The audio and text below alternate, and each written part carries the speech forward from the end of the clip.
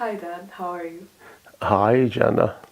Thank you for agreeing to have this interview with me. My objective is to explore your learning experience and your continuous desire to acquire new skills.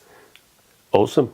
Okay, so first of all, for people who don't know you, can you introduce yourself and talk about the kind of content that you create on YouTube? Well, my name is Mohammed Thomson. I'm Janna's dad. I'm a strategist by definition. That's what I do for a job, for a career.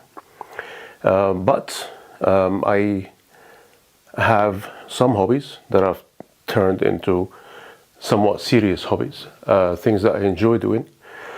And one of them is travel vlogging. I am very much into travel, and I love culture.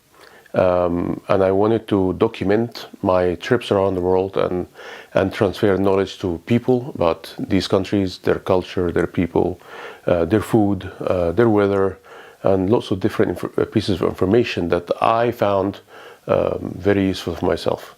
And I wanted to share that with others, especially that I've visited over 100 countries in my lifetime. What inspired you to start all of this, especially at a time in your life where people tend to slow down instead of trying anything new? Okay, I'm a great believer in continuous learning, no matter how old you are, no matter what condition you're in terms of economic conditions or psychological conditions or social conditions. I think you need to learn, you need to improve, and you need to be the best version of yourself.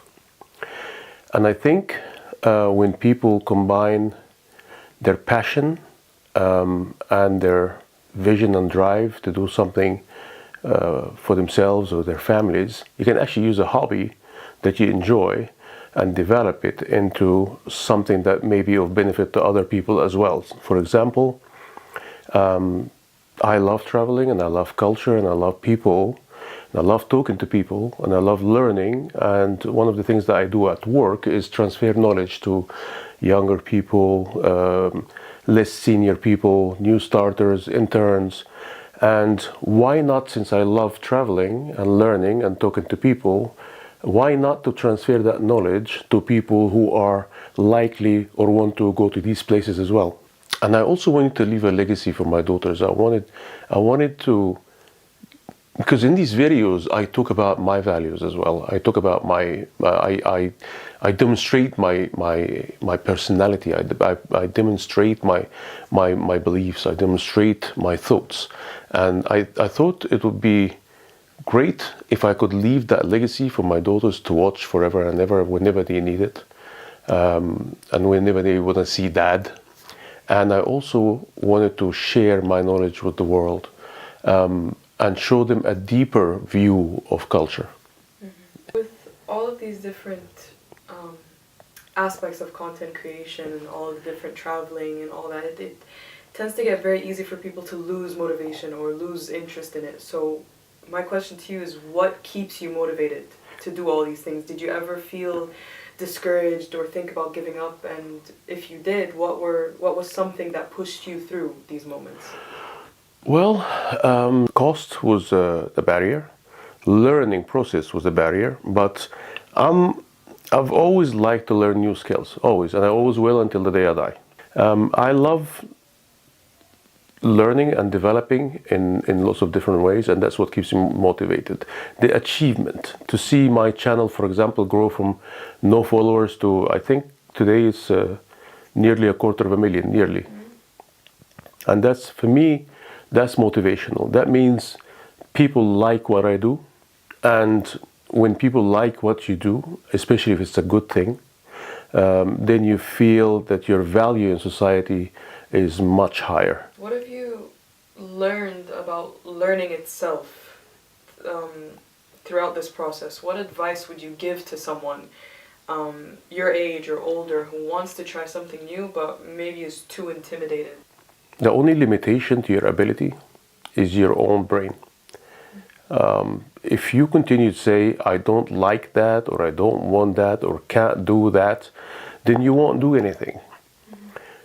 I think the key thing in learning is to want to learn. is the ability for you to keep an open mind on things and say, I can learn that.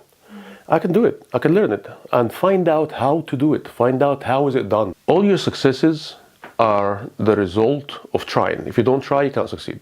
You've got to try things in life to find out at least about what you like and what you don't. And all the things that you don't like but have tried, go into your experience bank. And one day you will call upon those.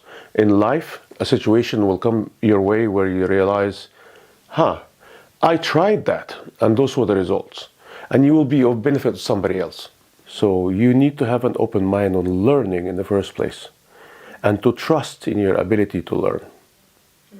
To finish this interview, my last question to you is, if you could sum up your whole experience, what would you say proves that learning has no age boundary? Me? I'm old. Learning has no boundaries. You can learn at any time of your life.